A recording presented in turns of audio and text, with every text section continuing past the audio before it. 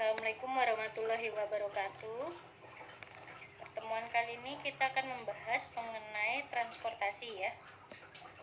Oke, kita mulai penjelasan tentang transportasi. Di sini ada penjelasan mengenai persoalan transportasi.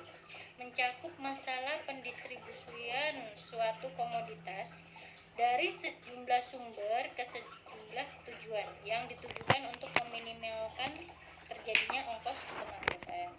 Jadi transportasi ini bertujuan bagaimana barang yang diproduksi itu bisa dikirim dengan biaya termurah.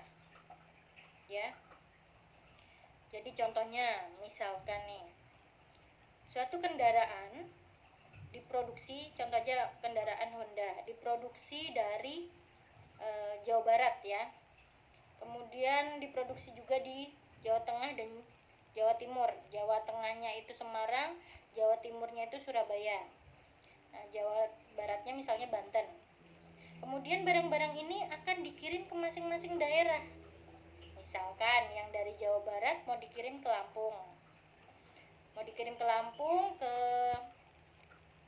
Balikpapan, kemudian dikirim ke Papua. Begitu juga barang yang dari Semarang. Semarang juga mau dikirim ke Lampung, Balikpapan dan ke Papua. Begitu juga barang yang dari Surabaya. Nah, dari ketiga barang yang awalnya diproduksi dari Banten, Semarang dan Surabaya, manakah biaya terendah untuk masing-masing daerah pengirimannya? Dengan jumlah dan kapasitas sesuai dengan permintaan dari masing-masing daerah tersebut. Ya.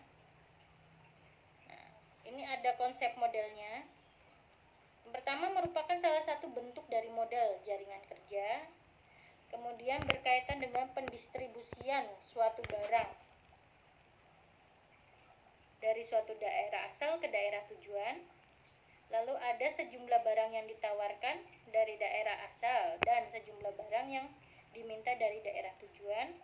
Yang keempat, terdapat sejumlah biaya untuk pendistribusian barang ke setiap daerah tujuan. Jadi masing-masing daerah itu biayanya tentu berbeda-beda, tidak sama. Sebagai contoh misalnya nih, aqua yang dibeli di wilayah Papua dan aqua yang dibeli di wilayah Kalimantan atau di Balikpapan ataupun dibeli di Palu, biasanya harganya konsumen itu membeli dengan harga sama. Namun biaya distribusinya itu pasti akan berbeda masing-masing daerah.